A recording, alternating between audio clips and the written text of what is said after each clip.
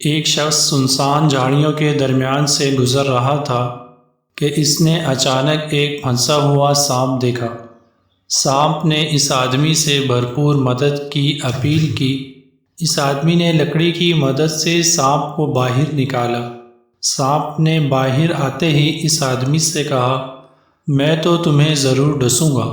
اس آدمی نے سانپ سے کہا کہ میں نے تو تمہارے ساتھ اچھائی کی ہے، تم میرے ساتھ برائی کرنا چاہتے ہو؟ سانپ نے کہا، ہاں، اچھائی کا بدلہ برائی ہے۔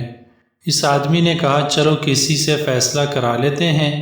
وہ ایک گائے کے پاس گئے، اس کو سارا واقعہ سنایا اور فیصلہ کرنے کو کہا۔ اس نے کہا، واقعی نیکی کا بدلہ بدی ہے۔ جب میں جوان تھی، خوبصورت تھی، اپنے مالک کو دودھ دیتی تھی، وہ میرا بہت خیال رکھتا تھا، مجھے چارہ دیتا تھا۔ اب میں بوڑھی ہو گئی ہوں، اس نے میرا خیال رکھنا چھوڑ دیا۔ یہ سن کر سانپ نے کہا، اب تو میں تمہیں ضرور ڈسوں گا۔ اس آدمی نے کہا، چلو ایک اور فیصلہ کسی اور سے کرواتے ہیں۔ سانپ مان گیا۔ انہوں نے ایک گدھے سے فیصلہ کروایا۔ گدھے نے بھی یہی جواب دیا کہ اچھائی کا بدلہ برائی ہے۔ جب میرے اندر دم تھا، کام کرتا تھا، مالک کے کام آتا تھا، وہ میرا بہت خیال رکھتا تھا۔ جو ہی میں بوڑھا ہوا، اس نے مجھے بھگا دیا۔ سانپ اس آدمی کو ڈسنے ہی لگا تھا کہ اس نے منت سماجت کر کے کہا، ایک موقع اور دے دو۔ سانپ کے حق میں 2 فیصلے ہو چکے تھے، اس لیے وہ آخری فیصلہ لینے پہ مان گیا اور سوچنے لگا کہ یہ آخری فیصلہ بھی میرے حق میں ہی ہوگا۔ اب کی بار وہ ایک بندر کے پاس گئے، اس کو سارا واقعہ سنایا اور کہا کہ فیصلہ کرو۔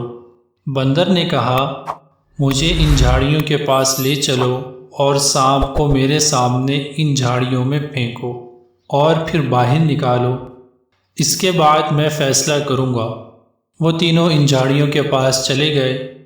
اس شخص نے سانپ کو جھاڑیوں کے اندر پھینک دیا اور پھر باہر نکالنے ہی لگا تھا کہ بندر نے منع کر دیا اور کہا، اس کو مت نکالو، یہ نیکی کے قابل ہی نہیں اور نہ تھا۔